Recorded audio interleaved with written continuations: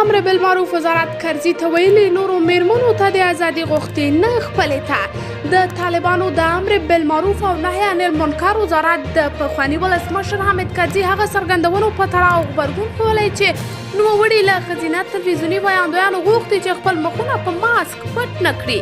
دغه وزارت ویلي چې کرزي په تېرو 20 کلونو کې د پردیو د خوشحالولو لپاره نورو افغان خویندو ته هر ډول ازادي غوښته او اسباب یې ورته برابرول، خو تر پایه یې خپله کورنۍ په هغه ډول راښکاره نه شوه چې له نورو یې غوښتل.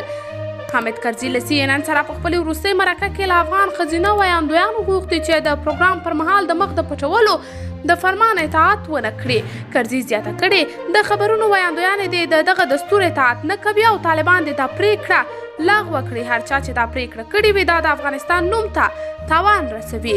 دغه راز نوموړي ویلي چې چادري هم د افغانانو کلتور نه دی بلکې د نورو هیوادونو کلتور دی او له حجاب سره اړیکه نه لري.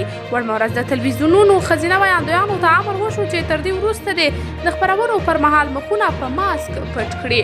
قدرمنو لیدونکو، تاسو د دې موضوع په هکله څه نظر لرئ؟ نظریات راسره کمنټ کې شریک، ویډیو لایک او چینل سبسکرایب کړئ.